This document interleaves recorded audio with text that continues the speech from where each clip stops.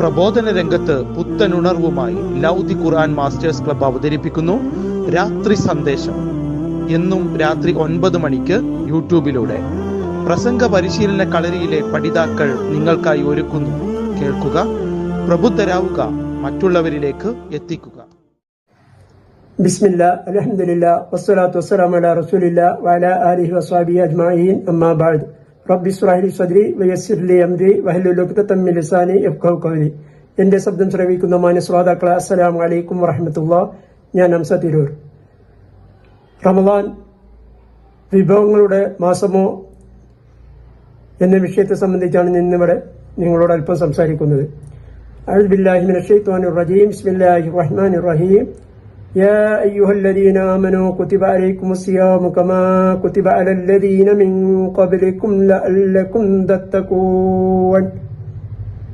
വിശ്വസികളെ എന്ന് വിളിച്ചുകൊണ്ട് അല്ലാഹു പറയുകയാണ്, ഹേ വിശ്വസിച്ചവരെ, നിങ്ങളുടെ മുമ്പ് കഴിഞ്ഞു പോയവരുടെ മേലിലും നിയമിക്കപ്പെട്ടതുപോലെ നോമ്പ് നിങ്ങളുടെ മേലിലും നിയമമാക്കപ്പെട്ടിരിക്കുന്നു, നിങ്ങൾ സൂക്ഷ്മതയുള്ളവരായിരിക്കാൻ വേണ്ടി.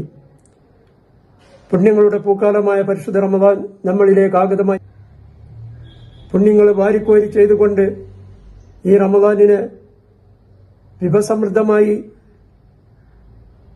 സ്വീകരിക്കാൻ നമ്മൾക്ക് ഏവർക്കും സാധ്യമാക്കേണ്ടതുണ്ട്.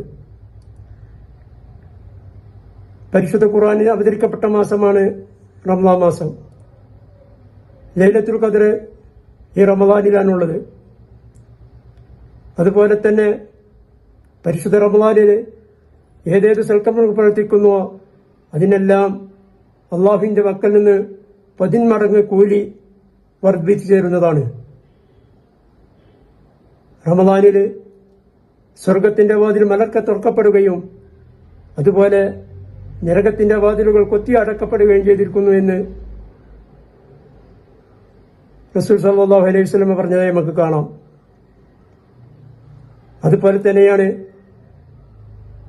പിശാചുക്കളെയും അതിക്രമികരുകളായ ജിന്നുകളെയും അള്ളാഹു ചങ്ങലകളാൽ ബന്ധിക്കപ്പെട്ടതായും പല ഹദീസുകളിലും കാണാൻ കഴിയും. ഈ പരിശുദ്ധ റമദാനിൽ നമ്മൾ ചെയ്യുന്ന നന്മകളെല്ലാം അള്ളാഹു നമ്മളിൽ നിന്ന് സ്വീകരിക്കാനുമെങ്കിൽ അതിന് നമ്മൾ വളരെ തെക്വയുള്ളവരായിക്കൊണ്ട് സൂക്ഷ്മതയോടുകൂടി നമ്മുടെ കർമ്മങ്ങൾ ചെയ്യേണ്ടതുണ്ട്. എല്ലാ ദിവസവും നരകത്തിൽ നിന്ന് അള്ളാഹു ആളുകളെ മോചിപ്പിക്കുന്നതാണെന്നും അതുപോലെ തന്നെ ക്ഷമയുടെ മാസമാണ് ഈ റമദാൻ എന്നും ദാനധർമ്മങ്ങൾക്ക് കൂടുതൽ പ്രതിഫലം ലഭിക്കുന്ന മാസമാണ് റമദാൻ എന്നും നമുക്ക് ഏവർക്കും അറിയുന്നതാണ്. പരിശുദ്ധ റമദാനില് അത്താഴം കഴിക്കുന്നതിൽ പോലും ബർക്കത്തുണ്ടെന്ന് റസൂൽ സല്ലല്ലാഹു അലൈഹി വസല്ലം പറയുന്നു. അതുപോലെ തന്നെ നോമ്പ് തുറക്കാനും നമ്മൾ ധൃതി കാണിക്കേണ്ടതുണ്ട്.